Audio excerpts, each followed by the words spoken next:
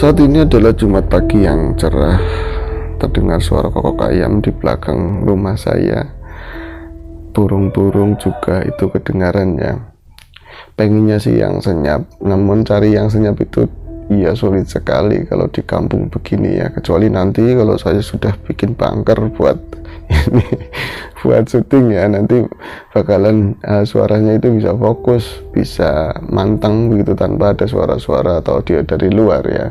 Ya mohon maklumnya, hari ini Jumat pagi, semalam mau ngetek ya, mau bikin video, tapi kan malam Jumat harus medi. Ya enggak sih, malam Jumat ada beberapa temen yang main kesini. Akhirnya baru pagi ini saya ngetek, saya bikin video. Nanti niatnya bakalan cerita horor seperti biasa. Oke, pagi hari yang cerah, semoga secerah kehidupan teman-teman semuanya. Semoga banyak harapan-harapan baik yang bisa tercapai hari ini. Semoga rezekinya baik ya, dilimpahkan rezeki, diberi keberkahan. Teman-teman yang punya masalah bisa segera terselesaikan. Yang punya utang ya ada jalan keluar untuk nambal utang tersebut. Yang lagi sakit moga-moga cepat sembuh, diberi kesembuhan dan gak mendatangkan penyakit yang lainnya. Assalamualaikum warahmatullahi wabarakatuh. Bismillahirrahmanirrahim. Jumpa lagi dengan saya Ayung di AHS Ayung Horror Story. Seperti biasa akan ada satu cerita horor yang akan kami suguhkan untuk teman-teman semuanya. Semoga cerita dari kami bisa diterima dan masih bisa menghibur kawan-kawan semuanya. Langsung saja ke cerita. Kisah ini dari Pak Untung di Brebes, mengisahkan sebuah peristiwa horor yang terjadi di tahun 1985, dan saat itu Mas Untung masih kecil, usianya baru 11 tahun.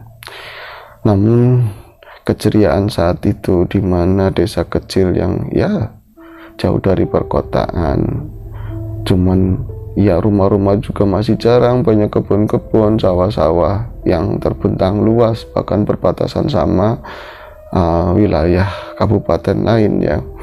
Nggak ada listrik, nggak ada tol, nggak ada bising-bising, nggak ada audio musik yang kencang-kencang. Kalau misalnya pun ada suara musik, itu pun jadi orang hajatan di bulan-bulan tertentu menggunakan toa atau pengeras suara yang speaker yang corong panjang itu loh ya. Itu juga sangat jarang-jarang, kecuali memang hari-hari nikahan, bulan-bulan orang nikah, bulan-bulan orang hitangan. Yang lain ya benar-benar senyap. Yang ada kalau malam hari ya suara cenggerek, suara binatang malam seperti jangkrik, ataupun terdengar yang serem-serem itu ada burung gagak, kadang-kadang burung hantu, kadang-kadang ya anjing liar yang masih sampai saat ini masih menjadi misteri. Karena apa, di kampungnya Mas Untung mana ada serigala kan, tapi di malam-malam tertentu kadang-kadang terdengar suara lolongan serigala. Apa serigala yang turun gunung atau apa nggak tahu. Seperti malam-malam sebelumnya, keadaan dusunnya Mas Untung sepi senyap. Tapi untuk anak-anak itu nggak jadi masalah. Kesaduan semacam itu sudah menjadi hari-hari mereka.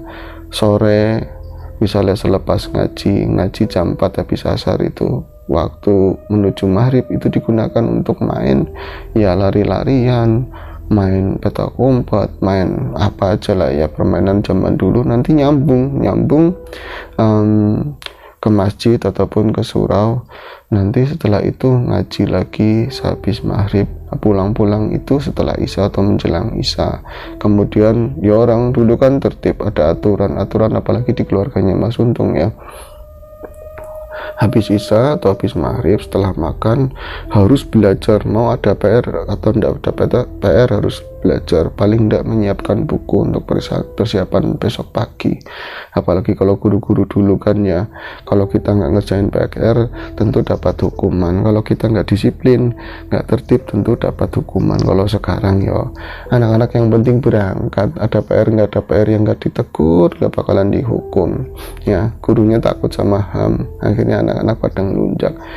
Nggak usah mikirin PR, nggak ada ujian nasional, berangkat aja terus, lama-lama juga lulus. Model apa kan ya, produk sekarang sama produk masa lalu itu apa jauh berbeda. Makanya saya bilang sama teman-teman sekarang ini, bukan saya mendiskreditkan guru-guru itu segalanya. Dari beliau-beliau lah kita menjadi banyak tahu, bisa paham banyak hal. Dan ya dari mereka-mereka lah ilmu-ilmu itu datang. Cuman kalau kita bicara masalah guru, profesi-profesi yang lain, apalagi kiai, terus lembaga pendidikan, kebanyakan mereka semuanya baik, semua dengan tujuan yang baik, namun ya balik lagi ke personalnya, begitu kan, orang-orangnya masing-masing. Cuman belakangan ini ada keseragaman ketika kebebasan yang semakin menjadi seperti ya tahun-tahun ini kan, dewasa ini, guru-guru kadang-kadang enggan memberikan hukuman karena takut nanti dilaporin sama orang tua murid. Alih-alih menjadikan anak tertib, malah nanti anak didiknya lapor ke orang tua, nanti dilaporkan ke polisi, dikasuskan. Ya wis, akhirnya masing-masing cari aman. Orang tua yang penting anaknya lulus, pinter nggak pinter yang penting nilainya baik, yang penting ikut piknik, yang penting ikut urunan odong-odong yang penting ikut kemanapun piknik itu bertajuk study tour atau apapun itulah ya. Sedangkan yang gurunya ya yang penting anak-anak pada berangkat wis lah ya. Saya ngurusin anak sendiri aja 2 orang di rumah repot apalagi harus ngurusin 43 bocah satu kelas, nakal semua. Ya wis, yang penting itu semua itu berjalan, gajian aman, tunjangan aman, ya walau alam lah. Makanya sekarang itu saya kalau ngomong sama orang-orang, sama teman-teman yang banyak anaknya juga, saya bilang sekarang kita itu bukan tidak percaya ya, tapi kalau bisa menyerahkan pendidikan anak, terutama akhlak ya, untuk di sekolahan, saya kurang percaya. Saya bilang kalau situ mau jadiin monster atau jadiin malaikat ya di rumah, mau dididiknya kayak apa terserah, saya bilang. Tapi kalau misalnya diserahkan di sekolah, alah, kayak sekolah sekarang ya beda sama sekolah zaman dulu. Ini ungkapan keluhan ataupun ya sebuah rasa ngeresula bagi produk-produk lama seperti saya ya, karena melihat mirisnya perkembangan bocah saat ini, terutama di dunia pendidikan. BMG apa ya, kemarin itu dapat makan gratis dari pemerintah itu, gizi ya, gizi, makanan bergizi dari pemerintah sudah sampai ke Tegal, di desa-desa di sini ya, di SD sudah dapat. Cuman kebanyakan ya dari tetangga yang lain itu dapat makan itu nggak ada yang dimakan, dibawa pulang ke rumah. Katanya apa, anyep, nggak enak makanannya, itu terus telur, aduh ada telur, nanti tahu ayam kecil begitu tapi anyep semuanya, jadi nggak ada rasa. Iya sih, SOP-nya sih makanan sehat, jadi nggak mengandung MSG atau berlebih asin-asinnya. Namun wong bocah ya kadang-kadang di rumah itu senengnya wong anak kecil mintanya yang gurih-gurih, dikasih di sekolahan anyep semuanya, nggak ada rasanya, dibawa pulang ke rumah. Ya mau dimakan orang tua mau makan ya anyep juga, akhirnya menjadi sia-sia. Paling jatahnya ke ayam, kucing begitu ya. Terus kalau misalnya dikasih tunjangan makanan bergizi kayak gitu, apa menjadikan sangunya mereka berkurang? Kan enggak, sangunya tetap 10.000 misalnya, dapat makan pula enak anak sekarang bener-bener. Tapi ya kayak gitu, anaknya malah nggak sekuat anak-anak dulu. Zaman jenengan pasti ya, di usia 15-12 tahun sudah disuruh ikut terjun ke sawah, gotong-gotong padi, ikut nyiram-nyiram bawang, ikut nyiram-nyiram tanaman, kadang-kadang ke penggilingan padi. Udah kerja keras dari kecil, ditanamkan tanggung jawab, disiplin. Kalau nggak ngerjakan PR harus ada hukuman. Yos, makanya jadi kayak anda semua sekarang yang lagi dengerin saya, sampai itu pasti produk lama ya. Yang produk baru pasti juga dari pengajaran orang tua produk lama yang baik-baik. Jadi curhat ya, nyambung ke cerita. Jadi Pak Untung saat itu ya hari-hari seperti itu, main wis pokoknya. Apalagi waktu itu, kalau dulu itu terasa lama. Kalau kita misalnya, kalau dulu ya pulang jam 11 pagi atau jam 10 pagi sampai ke zuhur itu main bisa capek, main itu bisa lari-larian kemana, ada main ke sawah, ke kali, wis ke kebun, nyari yo mangga nyari jambu itu bisa capek, pulang-pulang itu capek, duhur kan, duhur istirahat itu kerasa lama, buat tidur aja nyampe nanti sekolah madrasah. Yo waktu itu berjalan memuaskan cukup lama. Kalau sekarang itu tadi baru aja subuh, tahu-tahu sudah jam 8 buka HP, tahu-tahu setengah 12. Waktu itu berjalan sudah sangat cepat. Mungkin ini ya salah satu tanda akhir zaman. Yang enak yang gajiannya itu tiap minggu atau tiap bulan gajiannya gede ya, kayak DPR gitu kan, gak ngapa-ngapain, tahu-tahu gajian terus gitu kan. Ya sudahlah. Tadi Mas Untung ya, hari-harinya seperti itu, bisa main dengan puas, apalagi malam hari saat nggak ada listrik, bisa lari-larian, umpet-umpetan, atau head and seek, apa ya bahasa Inggrisnya, umpet-umpetan itu kalau gelap kita kan gampang ngumpet di bawah pohon, di belakang pohon jambu, di belakang pisang, itu nggak bakalan ketahuan karena memang gelap. Itu asik sekali dan sangat menyenangkan. Nanti pulang-pulang jam 9 malam itu udah larut banget, terus tidur, besoknya rutinitas sekolah, main, madrasah. Namun saat itu ada sesuatu yang membuat Untung dan kawan-kawan akhirnya nggak mau keluar rumah, terutama kalau hari sudah lepas maghrib. Bagaimana tidak, bagi anak kecil, sebuah kematian itu di saat itu sangat menyeramkan. Mendengar orang mati, ada pengumuman orang meninggal, itu sudah sangat mencekam. Dan misalnya pun lagi main asik-asik ya, sedang main kelereng atau apa, dengar dari toa langgar, toa musola, assalamualaikum warahmatullahi wabarakatuh, telah meninggal ini bin ini, langsung pada diem, dan itu sudah langsung ke distract, rasa takut. Orang mati nanti dipocongin jadi setan, itu seperti itu mindsetnya. Jadi langsung pada bubar, balik yuk seperti itu.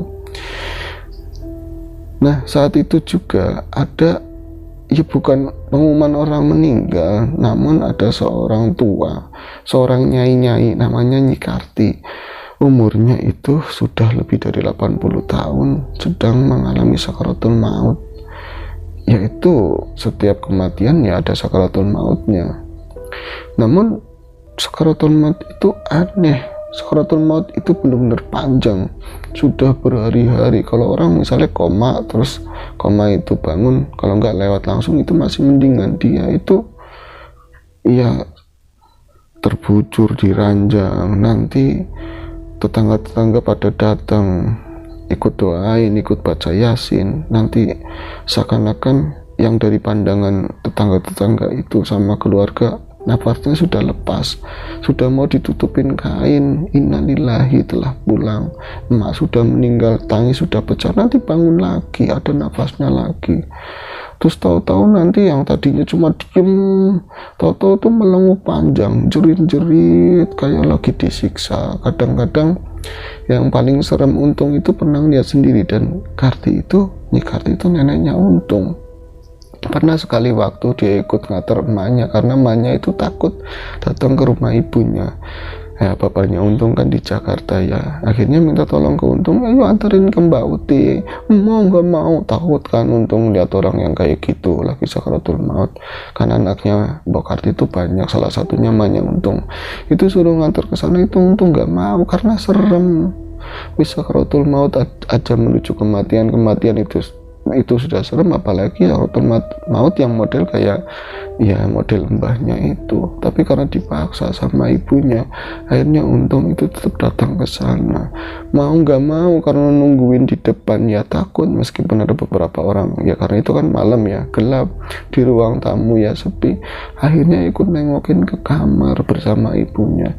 Yang Untung lihat nenek yang sekeriput itu, setua itu, tadinya diam membujur. Ketika ibunya Untung datang, mak, ya aku mak, ini aku datang mak, langsung merekam begitu, langsung merekam. Oh, itu bagian punggung ya, bagian bokong itu seakan-akan keangkat, dan yang napak ke kasur itu, ini bagian kepala sama kaki kayak melengkung begitu kan, seakan-akan bagian tengah tubuhnya itu diangkat ke atas begitu dan kesakitan luar biasa. Untung semata-mata melihat tangannya neneknya itu bisa mencengkeram kasur dan sampai tembus ke kasur tersebut, cerak. Nah ketika terlepas kapuknya itu pada copot, pada ucul ya, itu serem banget. Untung kok bisa kayak gitu. Setahu untung mbahnya juga orang baik, sering ngasih jajan kalau misalnya main ke situ. Dia juga nggak suka ngomelin anak-anak ketika main di pekarangan. Kok jadi kayak gitu mbak saya. Dan ini juga jadi sebuah beban pikiran untuk anak-anaknya Mbok Karti, termasuk ibunya Untung dan saudara-saudara yang lain. Kenapa Mas seperti ini?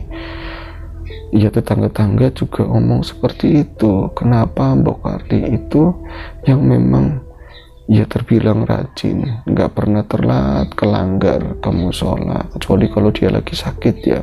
Kalau ada sumbangan cepat ngasih. Kebenaran dia juga orang kaya, orang yang punya di desanya ya.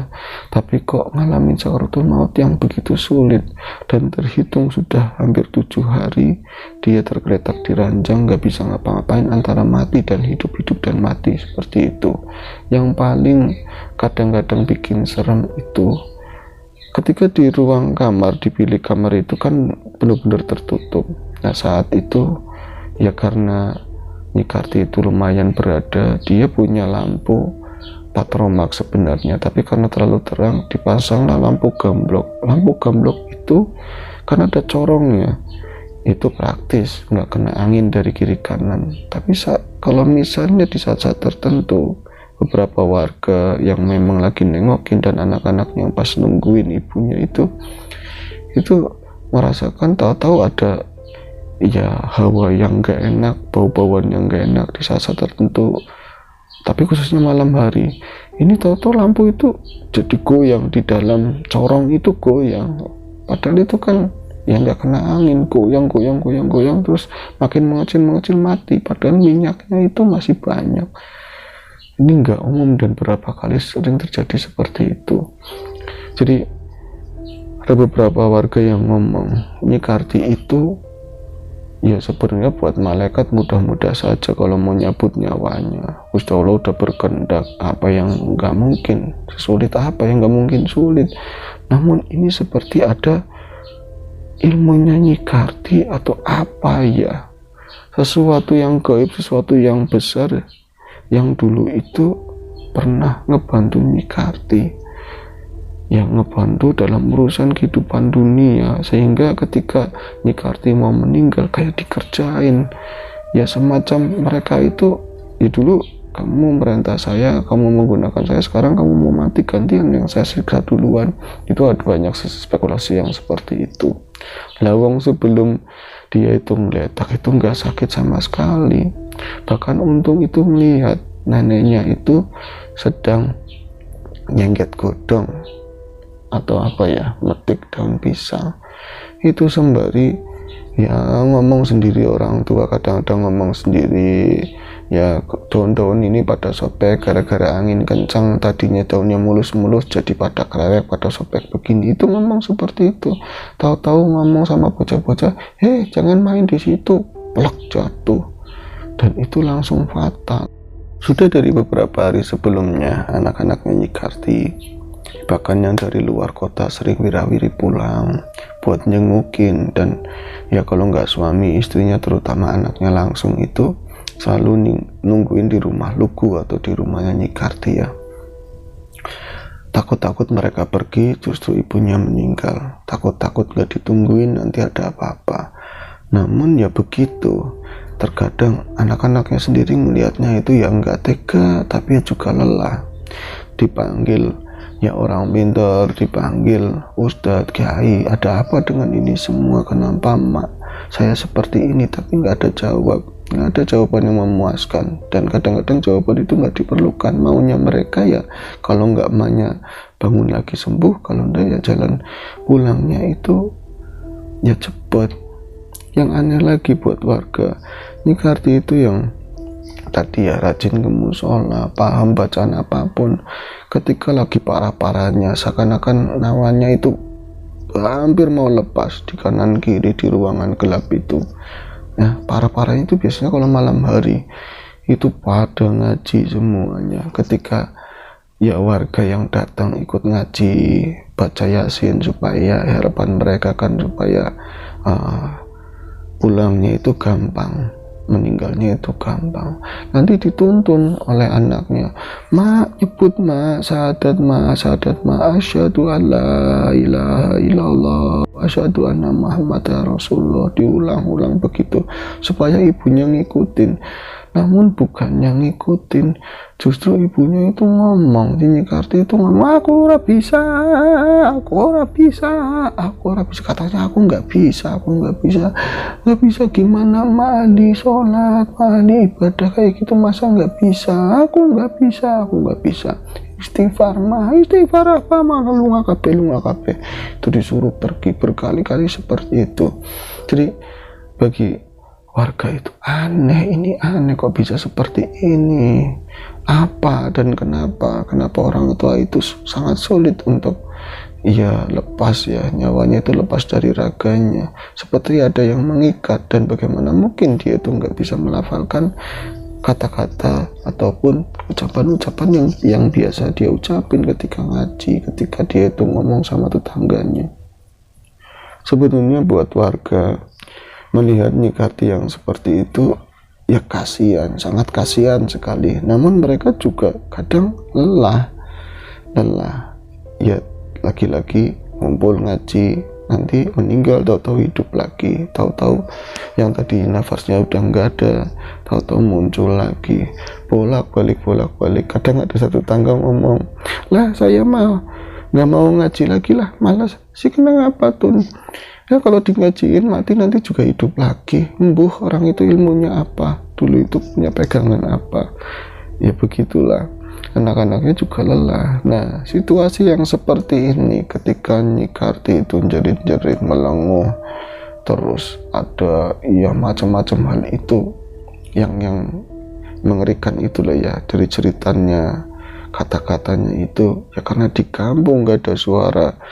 Yuk kayak sekarang suara tol, suara musik itu bisa terdengar sampai ke tetangga-tetangga yang agak jauh, karena yang gak ada suara yang lain, adanya kebun, akhirnya ya jelas sekali terdengar. Kalau dulu itu emang kayak sekarang ya, nggak ada motor, nggak ada musik, nggak ada suara tol, suara jangkrik itu aja satu banget terdengar, meskipun suara jangkrik itu agak jauh, bukan di samping rumah kita. Apalagi suasana hati lagi tenang, lagi bahagia, suara jangkrik itu sangat menenangkan, sadu, meskipun terdengar itu sayu-sayu jauh di pinggir kali aja terdengar dari rumah kita. Itu kalau lagi seneng, kalau lagi sakit gigi, kalau lagi pusing, ada suara jangkrik yang seperti itu, padahal jauh, rasanya kayak jangkrik itu ada di dalam otak kita, sakit luar biasa, sebel ya. Karena apa? Terdengar suaranya dengan jelas, karena nggak ada suara yang lain. Sementara saat itu di situasi yang sepi seperti itu, lagi-lagi terdengar suara itu teriak-teriak, kadang-kadang kayak melenguh panjang, kadang-kadang ngomel sendiri. Itu anak-anak ya, teman-temannya si Untung pada cerita di sekolahan, di madrasah, aku ora bisa turu, katanya, saya nggak bisa tidur soalnya dengar neneknya kamu kayak gitu, bisa nggak mati-mati sih, ditanyain begitu sama Untung. Kata Untung, saya nggak tahu. Jadi satu, mereka itu ketakutan ketika ada di rumah, keduanya mereka juga nggak mau keluar, nggak mau main keluar karena takut itu ya ikut ke bawah suasana yang mencekam. Apalagi orang tua mereka selalu membicarakan Nyikarti yang nggak mati-mati. Jadi yo anak-anak ke distract hebat, anak-anak itu jadi parno, ketakutan, nggak mau main. Ini nggak enak banget buat Untung. Pak Untung ingat saat itu mungkin hari ke-6 menjelang hari ke-7, neneknya Nyikarti itu sedang kepayahan menghadapi sakaratul maut. Anggap saja seperti itulah ya, menghadapi sakaratul maut. Namun Untung tahu keluarga itu kedatangan seorang tamu, itu seorang kiai lah ya, kiai, saudaranya saudara Ustadz yang biasa ulang ngaji, yang biasa ngajarin ngaji Untung. Itu katanya mau ngobatin neneknya, dicari tahu kenapa neneknya itu nggak bisa meninggal, kenapa sulit meninggalnya. Ya anak kecil ya, seneng nggak ada urusan, yang penting saya pengen main. Untung masih ingat malam harinya sekitar jam 9 malam. Untung yang sudah mulai terkantuk-kantuk, sudah mepet di kasur, di pojokan kasur. Ia memilih di dekat lampu karena agak terang ya. Kalau kita dulu lagi takut, anak kecil ya, pasti milih tidurannya itu dekat sama tembok. Paling tidak jangan di ruang lepas, nanti gampang kecawel gitulah ya, pasti mepetnya ke tembok. Untung lagi seperti itu, guling sudah dipeluk, udah ngantuk banget. Lagi-lagi terdengar lenguhan suara neneknya di rumahnya sana. Untung ketakutan, lagi-lagi manggil seperti itu, manggil ibunya supaya nemenin Untung. Tapi ibunya, apa sih nanti, ini adikmu lagi buang air, adiknya lagi buang air. Kenapa sih takut, gak usah takut, kamu anak laki-laki, udah mau sunat, katanya seperti itu. Setelah selesai buang air adiknya ya, kemudian ditimang-timang, ya masih 2 tahun kan, ditimang-timang, dinenenin. Setelah tidur ya, kakaknya Untung yang perempuan ya sudah perawan, nah dimintain jagain adiknya. Nok, kamu jagain Supri ya Nok. Mau kemana Mak? Mau ke Mbak Uti. Lah saya di rumah kan takut gimana, orang nggak ada apa-apa. Lah mau kesana sama siapa? Ya, sama Untung dengar kayak gitu, saya nggak mau. Untung takut ngadepin neneknya yang seperti itu, apalagi perjalanan nyampe ke rumah neneknya itu harus ngelewatin kali, dan habis ditakut-takutin sama orang tua. Pas berenang di situ katanya di situ ada buayanya, ada berunculnya. Ya takut luar biasa, nggak mau ngelewatin kali, kata Untung begitu. Jangan mau dibohong-bohongin, orang nggak ada apa-apa. Dari kecil mama mandi-mandian di situ, ketemu bapakmu aja di kali, katanya begitu kan. Emang nggak ada buayanya Mak? Buaya mana, kali kayak gitu, kali gede baru ada buaya. Ayo anterin Mak ke depan Mbak Uti. Lah tetap nggak mau. Tapi ketika dia iming-imingin nanti beli mainan baru, nanti besok dibeliin ya bakso kalau ke kota, Untung jadi berubah pikiran. Tapi kakaknya si Nok itu, jangan ditinggal sih masa saya sendirian. Nok, kamu kan sudah gede, sudah sekolah tinggi ya, ngajinya sudah kemana-mana, masa takut sih? Kamu mau ikut? Ya ndak pantas, apalagi bawa dede. Iya sih, nah aku kalau takut gimana? Itu ada Quran, dipeluk Quran itu, terus lampunya dibawa ke kamar semua ya, nggak apa-apa biar terang semuanya.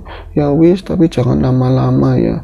Akhirnya sudah, Untung pun bangun dari tempat tidurnya karena diiming-imingin hadiah dari emaknya kan. Emaknya mempersiapkan diri, Mak kesononya pakai lampu apa Mak? Pakai gamblok katanya, pakai lampu gamblok. Kalau sekarang itu lampu badai ya, begitu mirip seperti itu. Tuh lampunya dideketin sini biar kelihatan. Emak itu membawa ya tas jinjing lah dari plastik, kemudian ada pisang yang sudah matang itu ya, pisang ditaruh di situ, ada gula, ada teh dimasukin ke sana, kopi. Buat apa Mak? Buat orang-orang yang di sana yang nungguin mbah kamu, kan banyak warga yang ikut di luar. Emang iya, banyak di situ, kasihan mereka biar bisa medang, biar ada jajannya. Ada juga kacang goreng ditaruh di sana kan. Terus lah itu apa Mak? Di pandangan Untung ada yang aneh, kenapa Emak bawa batok? Dia bawa batok kelapa ya, batok yang bulat udah halus. Ini batok apa Mak? Ya batok, kayak bekasnya gayung ya Mak, gayung yang dulu. Ya emang bekasnya gayung. Buat apa Mak? Ya nggak buat apa-apa, wis buat nakar beras, katanya begitu, buat wadah beras. Kalau misalnya ukuran dulu kan sering pakainya batok 1 2 begitu kan. Itu dibawa dimasukin ke dalam tadi tas jinjing. Ya untung dijawab begitu. Kalau dijawab juga artinya nggak tahu. Kadang-kadang anak-anak kan salahnya aja kan. Mereka kemudian keluar rumah, "Nok, jaga ya Nok, rumahnya hati-hati, jaga ademu. Kalau misalnya nangis mak, kalau nangis ya dinenenin sendiri." Sembarangan mak. Ya enggak, kalau nangis ya dibikinin teh. Wong ademu ngedot teh manis, nggak mau nenen. Sama mak aja jarang-jarang nenen. Ya mak jangan lama-lama. Kemudian keduanya itu keluar dari rumah. Tadi itu untung rada semangat membayangkan dia bakal makan pisang sama kacang goreng yang ada di itu ya, di tas jinjing ibunya itu. Tapi ketika baru keluar dari rumah, dihajar sama hawa dingin luar. Itu kan musim ketiga atau musim kemarau. Untung langsung begidik, langsung merinding. "Mak, orang sita yuma, orang sita gimana?" "Nggak jadi yuma, nggak jadi gimana, ayo." "Takut mak." "Takut gimana, kan sama emak." Padahal emaknya sendiri kalau nggak ada untung ya takut. Kadang-kadang aneh loh, maksudnya dengan ibu-ibu misalnya yang penakut ya, kadang-kadang orang juga kadang lagi berani, kadang juga lagi takut, ke kamar mandi minta antar sama anaknya yang usianya 2 tahun loh ya. Kadang-kadang bukan masalah yang nganter itu bisa melindungi atau tidak, ada kawannya itu lumayan ya, jadi berani. Meskipun yang nganter itu bocil, anak kecil yang belum ngerti apa-apa, tapi mendingan antar emak yuk ke kamar mandi, nurut. Bocahnya mau mainan apa, kadang-kadang emaknya lagi buang air, bocahnya udah balik lagi ke depan ya, seringkali seperti itu. Berjalanlah mereka berdua menapaki jalan depan rumah yang berbatu, berkelok melewati kebun-kebun yang dibatasi oleh pagar bambu yang sudah mulai usang, mulai pada krepek di sana sini. Untung pegangan kuat jari ibunya, seakan-akan dia itu merasa ada yang ngikutin, merasa ada yang liatin, banyak yang manggil-manggil namanya. "Tung, tung, untung Pandi, mau kemana, mau kemana." Rasanya itu seperti itu, walaupun mungkin pikirannya sendiri ya. Dalam perjalanan itu emaknya itu selalu menghibur Untung. "Tung, ngomongin masalah sekolahan, masalah mainan, nanti kamu pengen belinya pengen beliin bola baru, bola plastik ya, bola baru yang kayak apa." Padahal emaknya juga sedang menghibur diri karena dia juga takut. Nah, ketika hampir melewati sungai, keduanya berhenti. Itu ada pematang yang dari bambu, dijejer-jejer, mungkin ada 6 gelondong bambu ya. Di sampingnya ada bambu juga buat pegangan. "Tung, ini ngarep Tung, kamu di depan, mak di belakang." "Mak aja yang di depan, takut ada buaya." "Nggak ada buaya." "Buaya apa, berisik teman, berisik, nggak ada buaya." Akhirnya nurut. Untung di depan. "Itu terlalu kencang Tung, jangan kencang-kencang, emang nggak kelihatan apa-apa." Akhirnya itu tuntun-tuntunan sampai ke seberang. Setelah itu sudah mulai kelihatan pendar lampu ataupun ini ada cahaya, itu rumah neneknya udah kelihatan ya.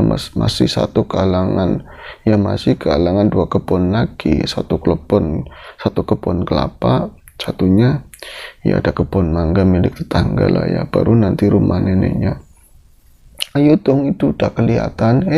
Banyak orang tuh ya kan, ada suara orang pada ngobrol, itu juga ada geni, ada api, berarti ada orang di sana.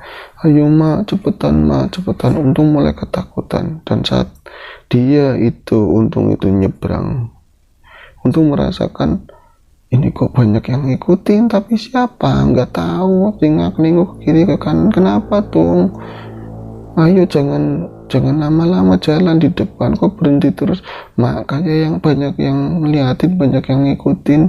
Emaknya itu mau mengiyakan, tapi takut nanti si Untung tambah takut kan. Dia itu terus, "Ayo berjalan, ayo jalan-jalan, ayo jalannya bareng gandengan berdua."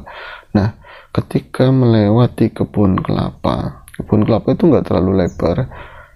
Itu biasanya kalau karakternya kebun kelapa, bawahnya itu tanahnya bersih, jadi jarang ada rumput-rumputan. Nah, ketika ada di dalam kebun kelapa, mereka itu merasakan sesuatu yang aneh. Ibunya Untung pun berhenti. "Tung, itu sih apa ya Tung?" Itu ada seperti di depan mereka itu ada seperti gumpalan asap atau angin, seperti angin lisus kecil begitu yang gulung-gulung.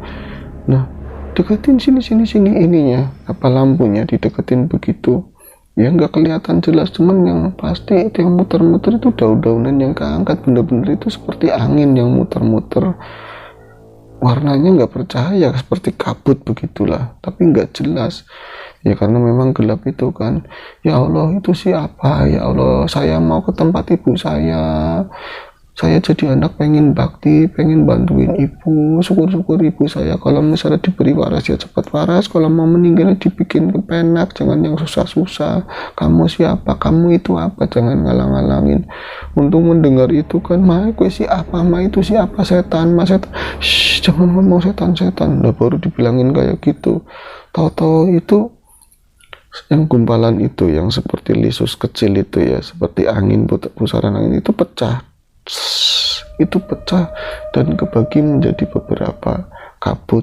Untung dan ibunya ketakutan karena kabut di depannya itu seakan-akan pecah menjadi 2 atau 3 bagian dan menyebar seperti ya semacam awan di dalam gelap itu ya, membentuk seperti bayangan tapi hanya cuman gumpalan. Si apa ya Tung, itu si apa ya Tung, ma untung cuman bisa seperti itu. Nah ketika terus diperhatikan, untung terus memperhatikan kabut tersebut, kabut itu akhirnya jatuh ke tanah dan membentuk kayak sesosok, iya, gumpalan itu membentuk seperti bayangan putih, seperti bocah kecil ya, seadanya. Untung mungkin anak 5 tahun 6 tahun begitu ya, itu segitu. Nah kayak bocah Tung, itu apa Tung, ibunya juga ketakutan. Mereka yang gak ada pilihan, kayak seakan-akan dikurung sama 3 bayangan itu ya, 3 kabut itu. Nah tahu-tahu mereka itu seret itu gabung lagi di hadapannya Untung sama ibunya. Lama-lama itu membentuk seperti sosok anak kecil, itu nggak ada rambut sama sekali, tapi kepalanya itu gede, mukanya itu tua banget, sementara matanya itu merah, ini lidahnya itu nyampe julur panjang. Untung ketakutan, ma setan itu. Untung meluk ibunya, ayo ma pergi, ma ayo ma lari, ma ayo ma, itu ya, antara ngomong ngajakin lari tapi sendirinya juga nubruk ibunya, dan ibunya itu yang diajak ngomong, diajak lari itu tetap diem aja, nggak bergerak sama sekali. Untung itu melihat sosok kecil itu, kemudian sosok anak kecil yang tua itu kemudian memeluk ibunya, minta perlindungan, minta tolong, ayo bu lari bu. Namun ibunya itu nggak bergerak sama sekali. Ketika senter itu didekatkan ke muka ibunya itu seperti orang yang mematung, mulutnya cuman mangap saking takutnya atau apa, ibunya itu cuman mangap. Terus dia itu nggak ngomong apapun, cuman kayak gitu saking ketakutannya. Ayo bu lari. Ibunya itu nggak bisa lari sama sekali, cuman diem, karena makhluk itu yang di belakang Untung akhirnya kan itu mendekat, dan yang lain juga mendekat. Untung itu nggak mau kenapa-napa, dia refleks, akhirnya itu lari. Dia lari itu terus sampai tembus kebun satu lagi, sampai ke depan rumahnya Karti yang banyak orang yang ada di depan mbahnya itu. Udah pas sampai sana kan bilang, oh Tung, kenapa lari Tung, kan itu ngomong udah nggak jelas. Ya Allah, bocah ini kenapa bocor, kamu sendirian, kenapa Tung? Dikasih minum ya, di dalam siapa Untung ya Allah, Untung kenapa Tung, kamu itu kenapa, kamu sendirian? Dikasih minum si Untung kan, dikasih minum, didoain, kamu kenapa? Ada setan sambil nangis, sambil ketakutan. Ada setan. Kamu kesini sama siapa? Sama emak kamu mana? Kebun, setan di kebun, emak setan kebun. Sangel kata-katanya ya, saking takutnya, saking panik. Tahu, kamu ke kebun tuh, jemput ibunya Untung. Ibunya kamu di mana? Di kebun, gak bisa ngapa-ngapain. Itu warga itu beberapa kesana, dan memang nggak lama kemudian itu manggul emaknya Untung. Untung itu ya termasuk bukan orang yang badannya gede, jadi dipanggul bareng-bareng itu, digotong dalam gelap, satu megangin obor, yang lain itu, yang 2 itu bopong bareng-bareng. itu dalam kondisi kaku, bener-bener kaku saking takutnya. Akhirnya di situ ada Wakarim, orang yang ya pinter lah ya. Kemudian ada saudaranya yang dari Kulon juga yang katanya mau gimana caranya lah ada ritual untuk Mbah Karti supaya bisa lepas dari makhluk-makhluk goib yang ganggu, supaya meninggalnya itu gampang. Ada didoain banyak untung, dicepreti banyu ya, dicepreti air, didoain akhirnya bisa kembali siuman, namun nggak bisa diajak ngomong. Itu di sana lah. Pas udah gitu ditanyain, mereka kan benernya Wakarim itu ternyata mereka itu memerlukan alat ritual, itu batok kelapa tapi bekasnya gayung lama, yang ada itu yang punya Manya Untung. Nah terus batoknya mana ditanyain, mana batoknya itu. Setelah bisa diajak ngomong Manya Untung, empuh nggak keinget. Akhirnya lari lagi satu tim ke sana ke kebun nyari batok kelapa yang katanya ditaruh di dalam tas. Itu pas balik lagi nggak ada di. Nah Untung ngomong, iya ini ternyata dipegang sama Untung. Itu satunya megang yang megang lentera, yang satunya itu megang ini tas jinjingan. Oh kamu dari tadi megangin ini ya Tung? Waduh ya udah yang penting udah ada itu di dalamnya, ada kopi, ada apa, terus ada batok itu. Ibunya Untung dipegang sama beberapa perempuan yang hadir saat itu, para tetangga dan juga saudara. Ditenangin, dikasih minum, dikasih minyak telapak kaki, telapak tangannya supaya kembali pulih. Begitu juga Untung dihibur ya, dikasih jajanan, dikasih kacang, dikasih jajan, dikupasin pisang supaya lupa dengan kejadian tadi, supaya nggak takut lagi. Kemudian ketika malam semakin larut, Wakarim bilang sama semua yang hadir saat itu, ya ada banyak orang, mungkin 15 orang lebih ya, termasuk bapak-bapak yang di luar, tolong Pak, Nyi Karti itu dibawa keluar, jangan di kamar, ini acaranya mau segera dimulai. Acara apa Untung nggak ngerti, yang pasti beberapa orang kemudian yang laki-laki itu masuk ke dalam, terus yang ngomong, keluarga lebih baik di ruang tamu aja yang lebar, jangan di ruang tengah. Itu sekalian dibawa sama ini ya, berarti sama kasurnya ya, kalau ada yang lebih kecil jangan kegedean. Akhirnya ditaruh di kasur lantai. Ada kasur lantai zaman kuno, kasur lantai itu ya paling semacam busa kecil, terus bawahnya itu tikar pandan ya, dibawa ke situ, membujur tubuh kaku Nyi Karti. Tubuh itu yang sama sekali matanya itu tidak bisa tertutup, tidak bisa terbuka, hanya napasnya yang kelihatan tersengal-sengal tanpa suara apapun. Untung melihat neneknya itu jadi lebih takut, bahkan lebih takut daripada melihat hantu tadi. Ini serem banget, mau diapain nenekku, lagi pula lagi hidup kayaknya nggak kayak gitu, ini kok modelnya kayak gitu, serem banget. Selama ini Untung selalu melihat neneknya itu selalu memakai hijab, itu ya kelihatan cuma mukanya. Ketika saat itu terbaring, ini nggak ada hijab sama sekali, dan kelihatan ternyata rambutnya botak, ternyata rambutnya sudah putih semua dan sedikit. Serem banget. Untung ngumpet di belakang tubuh ibunya. Kemudian Wakarim bilang, pada muter, nanti bapak-bapak dibantu ikut doa sebisanya, yang bisa baca Fatihah ya Fatihah, yang bisa baca Al-Ikhlas, yang bisa baca Yasin ya monggo, yang belum wudu.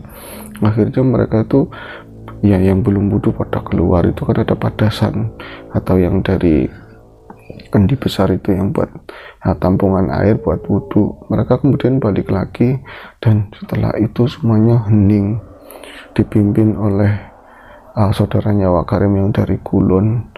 Itu didoain ya, kalau Untung dengernya sih seperti orang doa biasa ya, kayak orang mau tahlilan, namun kesananya Untung denger itu yang tadi yang orang yang dari Kulon itu, bapak-bapak itu ngomong sambil pegang tadi batok kelapa. Itu kan batok kelapanya yang dibawa sama emak. iya kelihatan agak jelas karena memang sudah pakai lampu patromak. Nah ketika batok itu dipegang sama ya orang tadi, ya dibaca-bacain beberapa ayat, tubuhnya neneknya itu bereaksi, dia itu bergetar hebat. Oh, itu seperti itu, dan membuat orang-orang yang di sekeliling yang paling dekat sama nenek itu minggir semuanya. Buat apa-apa bu, buat apa-apa, nggak apa-apa. Ya pada takut, tetap aja pada minggir. Nah itu suasana itu mencekam sekali ketika saat itu, dan yang terdengar di luar itu berisik, luar biasa berisik ketika acara itu dimulai. Ketika ya taruhlah ustadz lah atau siapapun itu ya, orang yang dari Kulon itu mulai memegang tadi tempurung kelapa itu, di luar itu rasanya tuh banyak sekali suara-suara aneh. Ada orang ketawa itu panjang banget, terkikik-kikik suara perempuan. Ada seorang yang seakan-akan di belakang jendela, ya di samping jendela itu seperti mantungin sesuatu, nabrak-nabrak, gubruk kayak ngamuk begitulah. Itu semua itu saling berpandangan. Tidak apa-apa, kata Pak, tidak apa, tenang aja. Akhirnya mereka itu baca, ada yang Fatihah, ada yang baca Al-Ikhlas, baca Yasin, itu keras-keras karena saking menguatkan untuk menutupi rasa takut masing-masing. Di saat tubuh neneknya bergetar hebat, untung mendengar orang tersebut yang memegang batok kelapa itu berkata, dari tanah kembali ke tanah, dari api kembali ke api, semuanya kembali pada yang bermula. Lepaskan ikatannya atas izin Allah.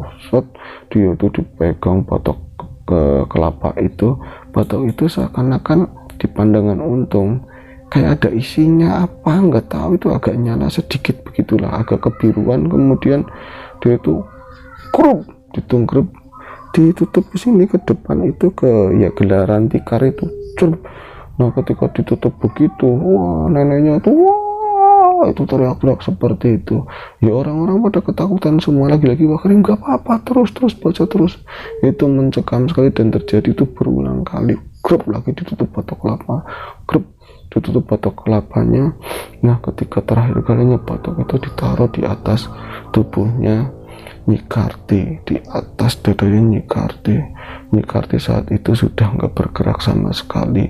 Dan yang kelihatan justru ini yang paling mengerikan, mungkin ya suara-suara dari luar itu banyak sekali, dan untung sudah menangis karena saking takutnya. Dan beberapa orang di sana itu kayak terjebak. Ya kadang saya pengen membantu tapi nggak tahu kalau acara itu seperti ini. Serem banget, di luar itu banyak suara-suara yang aneh-aneh, suara lolongan anjing, suara burung gagak, semua itu dari luar itu kencang banget suaranya. Dan batok kelapa yang ditengkurapkan di atas tubuhnya Nyikarti bergetar hebat, kayak di dalamnya semacam, mungkin teman-teman pernah lihat di zaman dulu atau ya ada pernah lihat seperti dadu batok kelapa itu di dalam seperti ada dadu, bunyi bunyi seperti itu, kencang banget. Dan terakhir kalinya batok itu pecah dar, itu langsung doa Wakarim, terus orang yang dari Kulon itu doa, ya doa selamat, minta perlindungan keselamatan, minta diberi kemudahan Nyikarti untuk jalan pulang. Gak lama Nyikarti itu tersengal, itu napasnya tersengal. Dan ya Wakarim bilang, yang paling tua monggo anaknya dituntun saja, itu pada datang memburu ke Nyikarti, nyebut syahadat, asyhadu alla ilaha illallah Muhammadur Rasulullah, diajak nyebut, dituntun untuk baca kalimat thayyibah. Aduh, untung saat itu nggak kencing saking takutnya. Akhirnya setelah berapa saat, ya mungkin memang nggak terdengar Nyikarti itu ikut bersyahadat, tapi dari gerakan mulutnya seakan-akan dia mendengar dan mengikuti. Dan gak lama setelah itu nafasnya benar-benar hilang, dan Wakarim kemudian mendekati Nyikarti, innalillahi wa inna ilaihi rajiun. Itu pecah tangisan saat itu, anak-anak Nyikarti semua menangis, tapi itu juga ya mereka mengucap inilahi, di sisi lainnya mereka bersyukur itu acara selesai. Dan ya setelah itu kemudian semakin mencekam lagi kan buat si untung karena kematian, apalagi kematian mbahnya, dia juga melihat sakaratul mautnya seperti itu kan, acaranya seperti itu. Jadi lebih mencekam lagi selama mungkin hampir mau setengah bulan nggak ada anak main di luar, nggak ada anak main malam-malam. Itu waktu berlalu, dan setelah untung dewasa, dia dengar dari obrolan bersama emaknya ya, ketika dia pulang kuliah dulu terus ke kampung, ngomongin masa lalu, ngomongin mbahnya, ya baru untung tahu kalau dulu mbahnya yang namanya Nyi Karti itu ya megang ilmu leluhur, ilmu dari orang tua, dari orang tuanya lagi, dan itu buat dunia. Dan sebenarnya emaknya untung itu juga pernah ditawarin sama Nyi Karti, yang gak lain adalah neneknya untung, karena emaknya untung ya terbilang paling miskin lah, paling nggak punya daripada saudara-saudara yang lain. Ya dibilang begini, Sri, kamu itu jalanin ini, Sri, kamu tirakatan terus tiap malam baca kulhunya sampai 3000 berapa, baca ininya sampai segini-segini, kamu harus jalanin itu nanti biar mulia, biar kamu nggak keteteran uripmu, hidupmu nggak kayak gini. Tapi jawaban emaknya, saya nggak mau, mak. Kakak-kakak saya itu pada mulia, nyatanya itu pada berantem, keluarganya nggak rukun. Saya nggak mau ketundung dunia, saya nggak mau banyak dunia, tapi saya nggak bahagia. Ya bahagia ya tergantung, bahagia tergantung, wis dilakoni. Tapi emaknya untung nggak pernah mau. Dan memang penjelasannya ketika waktu itu kan Pak Karim semakin tua dan sempat ngobrol sama si Pak Untung itu ya, sama Mas Untung, waktu itu sudah besar, sudah dewasa, itu nemuin Pak Karim membahas masalah tersebut. Jadi dijelaskan bahwa orang-orang dulu itu banyak yang memang melakukan ilmu-ilmu seperti itu. Jadi orang nyari duniawi itu ada jalannya, ya memang kerja keras kan ya. Yang lain yang pengen instan ya dinamakan pesugihan. Itu bisa langsung ke gunung mana, ke sungai mana, langsung lah tukar gulingnya, itu ada kesepakatan yang secara langsung. Tumbalnya tumbal orang, tumbalnya tumbal nyawa, ada yang seperti itu. Ada juga yang ya kayak tadi, mereka itu berangkat dari ketiadaan, dari ngenes, dari rekasa, karena kehidupannya itu susah dari zaman kuna. Ketika Allah itu mencintai hambanya, tentu cintanya Allah Ta'ala itu menjadi sebuah ujian untuk hambanya. Siapa yang diuji benar-benar, semakin dia diuji semakin dicintai. Dan ketika hambanya itu menerima ujian itu tanpa dia itu menggerutu, tanpa dia itu menolak, mengutuk keadaan, tapi tetap sabar, tetap berusaha keras, tetap ya ikhlas menjalani itu, itulah orang-orang yang mendapat trisna, orang-orang yang mendapat rahmatnya pangeran, kata Pak Karim. Tapi orang-orang yang mengutuk keadaannya, menyesali kenapa miskin, dihina begini, jadi saya itu nggak ada harga diri, saya dijelek-jelekan begini, mentang-mentang saya miskin, awas pokoknya nanti kalau saya udah mulia saya nggak bakalan ingat sama saya nggak bakalan begini. Itu banyak orang yang seperti itu. Mereka tengah malam menangis, tapi bukan menangisi bahwa ini saya terima, saya itu memang berat, tapi saya kembalikan lagi sama Gusti Allah Ta'ala. Tapi menangisnya karena sedih, karena umpatan orang, menangisnya itu karena hinaan orang, karena sakit hati. Nah, sesuatu yang seperti ini, kata Pak Karim, itu akan mendatangkan atau diadopsi atau dilihat oleh bangsa-bangsa iblis, dilihat oleh setan-setan, dan mereka itu memanfaatkan situasi tersebut. Nah, ketika mereka itu mendawamkan ya sesuatu yang mungkin tidak sesuai sama syariat, atau memang sesuai tapi karena niatnya yang ya tadi kurang baik, niatnya itu nggak dibarengi dengan sebuah keikhlasan, ketenangan dalam menghadapi ujian, akhirnya yang muncul itu kodam, yang muncul itu bangsa-bangsa astral yang kemudian memang mereka itu dapat izin dari Gusti Allah Ta'ala untuk membantu ekonominya si Fulan, dalam hari ini Nyi Karti. Itu ilmu dari nenek, ya dari mbahnya mungkin ya, kemudian tanpa sadar itu dibantu usahanya, jadi semuanya berhasil. kebunnya yang lain itu nggak panen, sawahnya yang nggak panen itu panen, mulialah dia. Namun beriringan dengan itu ya banyak hal yang timpang. Misalnya ada keluarga yang sakit aneh menaun, ada pertengkaran di dalamnya. Ya mana mungkin sih diberi kebaikan, ya jalannya jalan seperti itu terus rukun pada sholat anteng, pada ibadah anteng, ya sulit sekali hal seperti itu. Enak kayaknya terlalu baik bangsa-bangsa begitu ya. Kemudian tanpa sadar akhirnya bangsa itu masuk ke dalam dirinya orang-orang yang seperti itu. Orang-orang menjalankan itu kemudian terikat menjadi sebuah ikatan yang sangat kuat mendarah daging. Makanya emaknya Untung bilang, iya emak aneh, padahal waktu itu sudah tua, bahkan nggak sakit, mau meninggal itu kan nggak sakit, udah tua begitu masih bisa gendong beras yang 60 kilo. Itu kan nggak umum, kayu-kayu gede itu masih bisa dipanggul, digendong, itu nggak umum. Ya kita sih tahunya orang dulu sakti-sakti, nggak tahunya ya tahu-tahunya dibantu sama itu. Pantesan kalau dulu kakak saya yang laki-laki, wah kamu itu bilang, emak kalau lagi duduk sendirian kadang-kadang ada macannya, ada maungnya di kirinya, kadang-kadang juga ada ular gede, ya semacam-macam lah seperti itu. Nah, Untung dapat penjelasan yang semacam itu dan dia cukup memahami, iya ya, harta tata wanita semuanya diuji dengan hal seperti itu, dengan duniawi. Orang-orang yang tidak menerima keadaan, mengutuk ujian dari Gusti Allah Ta'ala, akhirnya mencari jalan pintas. Namun yang dipikir jalan pintas itu cuma pesugihan, ternyata banyak ceritanya, banyak hal dan ragamnya.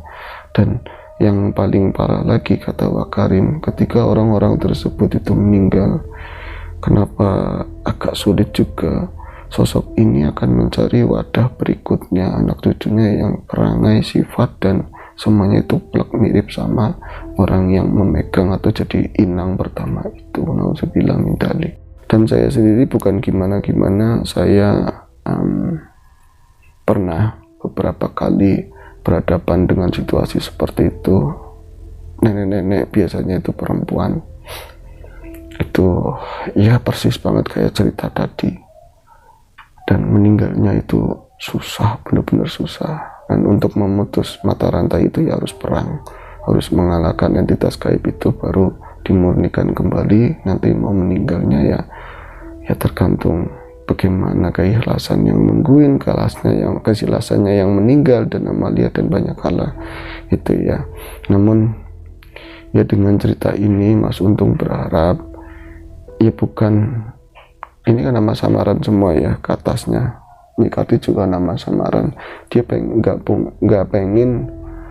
pengen mengungkit masa lalu, bukan juga membuka aib keluarga, namun dia pengen supaya hati-hati untuk kita semuanya.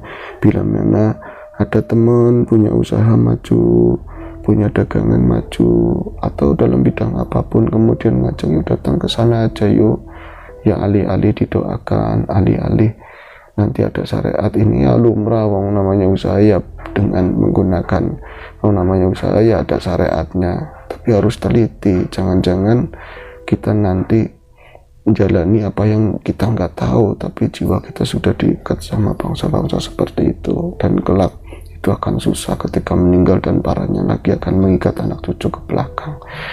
Itu saja cerita dari Mas Untung. Berterima kasih sekali untuk Mas Untung sudah berbagi dan saling mengingatkan kita semua. Cerita yang terjadi di tahun 1985, cerita masa lalu. Sekali lagi kita dibawa ke masa lalu di era tersebut. Kebetulan saya mengalami saat-saat itu, dan ya tahu banget rasanya belum ada listrik, rasanya peralihan zaman ya. Mohon maaf bila memang ada kata-kata yang kurang berkenan dalam saya menyampaikan cerita ini, kisah ini. Kita akan ketemu lagi di AHS berikutnya, tentu dengan cerita yang berbeda. Sehat selalu. Assalamualaikum warahmatullahi wabarakatuh.